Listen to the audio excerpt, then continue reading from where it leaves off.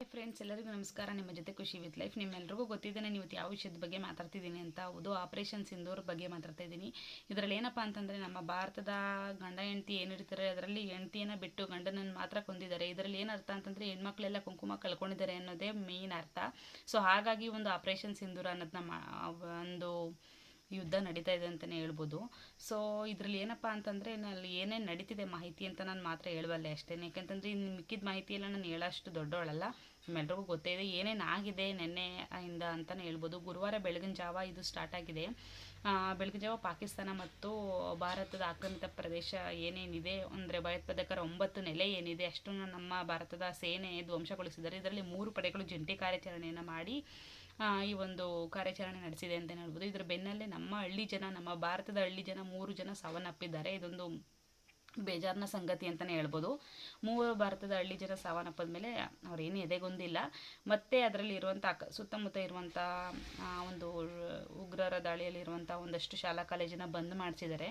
ಜೊತೆಗೆ ಬರೋಬ್ಬರಿ ಅಂದರೆ ಇದೀಗ ಸಿಂಧೂರ್ ಕಾರ್ಯಾಚರಣೆ 25 ನಿಮಿಷ, ಬರೋಬ್ಬರಿ 25 ನಿಮಿಷ ದಾಳಿಯಾಗಿದ್ದು 9 ಉಗ್ರರ ಶಿಬಿರಗಳು ಧ್ವಂಸಕ್ಕೆ, 24 ಕಡೆ ದಾಳಿ ಮಾಡಿ 70 ಉಗ್ರರ ಧ್ವಂಸವನ್ನು ಮಾಡಲಾಗಿದೆ. 70 ಟೆರರಿಸ್ಟನ್ನು ಸಾಯಿಸಲಾಗಿದೆ.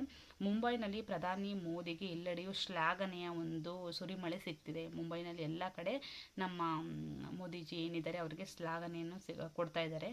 ಏಕೆಂದರೆ ಇದೆಲ್ಲ ಅವರಿಂದನೇ ಕಾರಣ ಅಂತ. ಮತ್ತು ಜಮ್ಮು ಕಾಶ್ಮೀರ ಏನಿದೆ ಅದರಲ್ಲಿ ಸೈರನ್ ಸ್ಟಾರ್ಟ್ ಆಗುತ್ತೆ. ಜಮ್ಮು ಕಾಶ್ಮೀರದಲ್ಲಿ ಅಕ್ನೂರುಗಳಲ್ಲಿ ಸೈರನ್ಗಳು ಕೇಳಿ ಬರ್ತಾ ಇರುತ್ತೆ. ಅಂದರೆ ಸಂಜೆ 8 ಗಂಟೆ ತನಕನೂ ಸುಮಾರಿಗೆ ಸೈರನ್ಗಳು ಕೇಳಿ ಬಂದಿದ್ದು ಜನರು ಕೊಂಚ ಭಯಭೀತರಾಗಿದ್ದಾರೆ. ಅಲ್ಲೆಲ್ಲ ಸುಮ್ಮನೆ ಭಯ ಪಟ್ಕೊಂಡಿದ್ದಾರೆ. ನೆಕ್ಸ್ಟು ಪಾಕ್ ಸೇನಾಧಿಕಾರಿಗಳಿಗೆ ಮಾತುಗಳಿಗೆ ಪಹಲ್ಗಾಮ್ ದಾಳಿಗೆ ಮೂಲ ಕಾರಣ.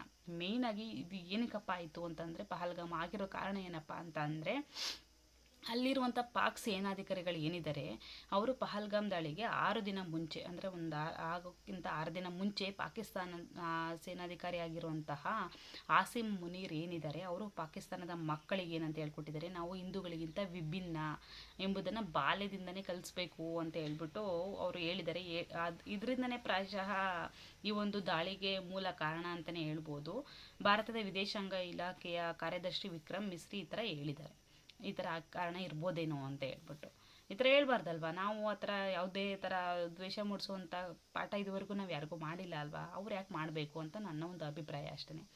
ನೆಕ್ಸ್ಟ್, ಆಪರೇಷನ್ ಸಿಂಧೂರ ಅಡಿಯಲ್ಲಿ ಸತ್ತ ಉಗ್ರರ ಬಗ್ಗೆ ನಿಖರ ಮಾಹಿತಿ ಕರೆಕ್ಟಾಗಿ ಯಾರಿಗೂ ಗೊತ್ತಿಲ್ಲ. ಯಾರ್ಯಾರು ಸತ್ತಿದ್ದಾರೆ, ಯಾರ್ಯಾರು ಬಿಟ್ಟಿದ್ದಾರೆ ಅಂತ ಗೊತ್ತಿಲ್ಲ ಕರೆಕ್ಟಾಗಿ. ಆಪರೇಷನ್ ಸಿಂಧೂರ ಅಡಿಯಲ್ಲಿ ಸತ್ತಿರುವಂಥ ಉಗ್ರರಲ್ಲಿ ಕುಖ್ಯಾತ ಉಗ್ರರು ಯಾರಿದ್ದಾರೆ ಅಂತ ನಿಖರ ಮಾಹಿತಿ ಯಾರಿಗೂ ಇಲ್ಲ. ವಿದೇಶಾಂಗ ಇಲಾಖೆಯ ಕಾರ್ಯದರ್ಶಿ ವಿಕ್ರಮ್ ಮಿಸ್ಸಿ ಹೇಳಿದ್ದಾರೆ, ಈ ಥರ ಯಾರೂ ಗೊತ್ತಿಲ್ಲ ನಮಗೆ ಯಾರ್ಯಾರು ಸತ್ತಿದ್ದಾರೆ ಅಂತ ಹೇಳ್ಬಿಟ್ಟು ಹೇಳಿದ್ದಾರೆ. ಮೇ 8ರಂದು ನವದೆಹಲಿಯಲ್ಲಿ ನಡೆದಂಥ ಸುದ್ದಿಗೋಷ್ಠಿಯಲ್ಲಿ ಅವರು ಈ ವಿಷಯವನ್ನು ಹೇಳಿದ್ದಾರೆ. ನವದೆಹಲಿಯಲ್ಲಿ ಏನು ಸುದ್ದಿಗೋಷ್ಠಿ ಆಯಿತು ಅಲ್ಲಿ ಈ ವಿಷಯವನ್ನು ಹೇಳಿದ್ದಾರೆ. ಸೊ ಅಮೆರಿಕ ಪ್ರಜೆಗಳು ಪಾಕಿಸ್ತಾನದಲ್ಲಿ ಇದ್ರಲ್ಲ, ಅವರಿಗೆ ಏನಪ್ಪ ಸೂಚನೆ ಸಿಕ್ಕಿದೆ ಒಂದು ಅಮೆರಿಕದಿಂದ ಅಂತಂದರೆ, ಈಗಲೇ ನೀವು ದಯವಿಟ್ಟು ಆ ಪಾಕಿಸ್ತಾನವನ್ನು ಬಿಟ್ಟು ಹೊರಗಡೆ ಬಂದ್ಬಿಡಿ ಅಂತ ಹೇಳ್ಬಿಟ್ಟು ಒಂದು ಪ್ರಚಾರ ಕೂಡ ಸಿಕ್ಕಿದೆ. ಸೊ ಪಾಕಿಸ್ತಾನದಲ್ಲಿರುವಂಥ ಪ್ರಜೆಗಳೇನಿದ್ದಾರೆ ಅವರು ಕೂಡಲೇ ಪಾಕಿಸ್ತಾನವನ್ನು ತೊರಿಬೇಕು ಅಂತ ಹೇಳ್ಬಿಟ್ಟು ಸೂಚನೆ ನೀಡುತ್ತಿದೆ. ಮತ್ತು ಸರ್ಕಾರ ಒಂದು ವೇಳೆ ತಕ್ಷಣಕ್ಕೆ ಹೊರಡಲು ಸಾಧ್ಯವಾಗದೇ ಇದ್ದರೆ ಸುರಕ್ಷಿತ ಸ್ಥಳಗಳೇನಿದೆ ಅಲ್ಲಿಗೆ ಹೋಗ್ಬಿಡಿ, ಆಶ್ರಯ ಪಡ್ಕೊಳ್ಳಿ ಅಂತ ಹೇಳಿದ್ದಾರೆ. ಯಾಕಂತಂದರೆ ಇಲ್ಲಿ ಸಿಂಧೂರ ಕಾರ್ಯಾಚರಣೆ ಮಾಡ್ಬೇಕಾದ್ರೆ ಯಾರ್ಯಾರಿಗೆ ಏನೇನು ನೋವಾಗ್ಬೋದು ಅಂತ ಗೊತ್ತಿಲ್ಲ ಅಲ್ವಾ. ಸೊ ಹಾಗಾಗಿ ಅಮೆರಿಕದವ್ರಿಗೆ ಈ ಥರ ಒಂದು ನ್ಯೂಸ್ ಬಂದಿದೆ ಅಂತ ಹೇಳ್ಬೋದು. ನೆಕ್ಸ್ಟು, ರಾವಲ್ಪಿಂಡಿ ಕ್ರಿಕೆಟ್ ಸ್ಟೇಡಿಯಂ ಮೇಲೆ ಭಾರತದ ದಾಳಿ ಆಯಿತು. ನಿಮಗೆ ಗೊತ್ತು ಅದೆಲ್ಲ. ಪಾಕಿಸ್ತಾನದ ರಾವಲ್ಪಿಂಡಿಯಲ್ಲಿರುವಂತಹ ಕ್ರಿಕೆಟ್ ಕ್ರೀಡಾಂಗಣದ ಮೇಲೆ ಭಾರತದ ಒಂದು ಡ್ರೋನ್ ಬಂದು ಅಪ್ಪಳಿಸ್ತು. ಇದು ಮೇಯ್ನಾಗಿ ಹಾಕಿರೋದಂಥದ್ದು ಡ್ರೋನು ಅಪ್ಪಳಿಸ್ತು. ಸೊ ಮೇ 8ರಂದು ಮಧ್ಯಾಹ್ನದ ಹೊತ್ತಿಗೆ ಈ ಘಟನೆ ನಡೀತು.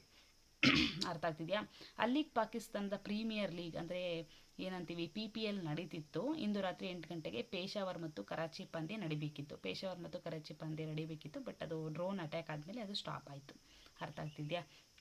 ಲಾಹೋರ್ನಲ್ಲಿರುವಂಥ ವಾಯುನೆಲೆಯ ರಾಡಾರ್ ವ್ಯವಸ್ಥೆ ನಾಶ ಆಯಿತು. ಅದು ಹೆಂಗಪ್ಪ ಅಂತ ಅಂದರೆ, ಪಾಕಿಸ್ತಾನ ಸೇನೆಯು ಜಮ್ಮು ಮತ್ತು ಕಾಶ್ಮೀರ, ಪಂಜಾಬ್ ಮತ್ತು ಗುಜರಾತ್ನಲ್ಲಿರುವಂತಹ ಸೇನಾ ಶಿಬಿರಗಳ ಮೇಲೆ ಕ್ಷಿಪಣಿ ದಾಳಿಯನ್ನು ಮಾಡುತ್ತೆ.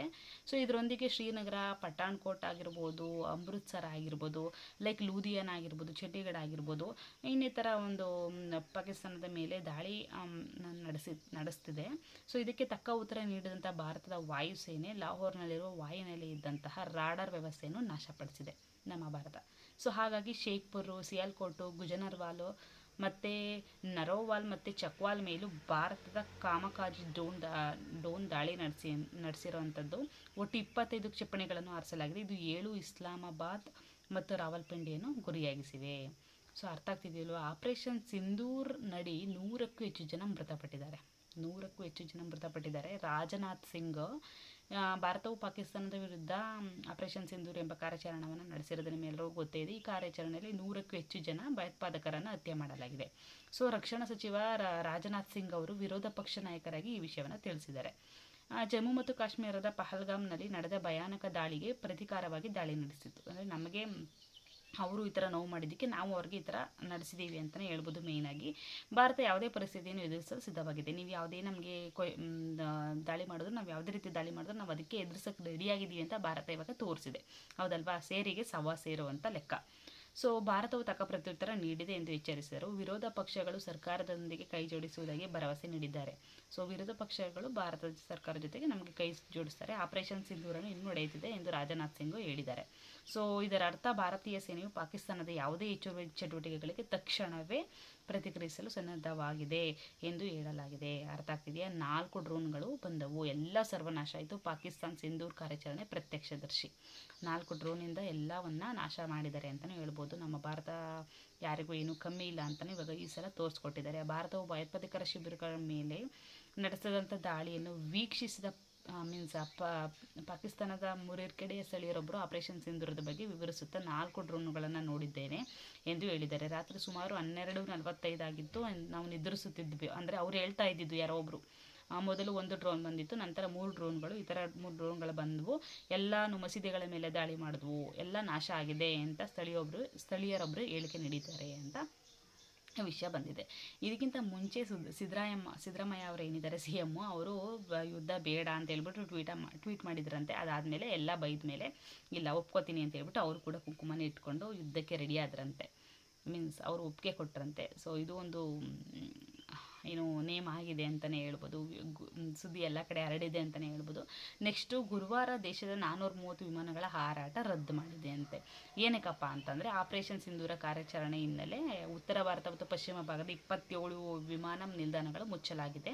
430 ವಿಮಾನ ಹಾರಾಟಗಳನ್ನು ರದ್ದು ಮಾಡಲಾಗಿದೆ. ಇದು ದೇಶದ ವಿಮಾನಯಾನದ 3% ಆಗಿದ್ದು, ಪಾಕಿಸ್ತಾನದಲ್ಲಿ 17% ವಿಮಾನಗಳು ನಮ್ಮ ದೇಶದಲ್ಲಿ 3% ಆದರೆ ಅವರ ಪಾಕಿಸ್ತಾನದಲ್ಲಿ 17% ವಿಮಾನವನ್ನು ರದ್ದು ಮಾಡಿದ್ದಾರೆ. ಸೊ ಈ ಥರ ಆಪರೇಷನ್ ಸಿಂಧೂರ ಕಾರ್ಯಾಚರಣೆ ನಡೀತಾ ಇದೆ. ಸೊ ಇದ್ರ ಬಗ್ಗೆ ಇನ್ನಷ್ಟು ಮಾಹಿತಿನ ನಿಮಗೆ ನೆಕ್ಸ್ಟ್ ವಿಡಿಯೋದಲ್ಲಿ ಕೊಡ್ತೀನಿ.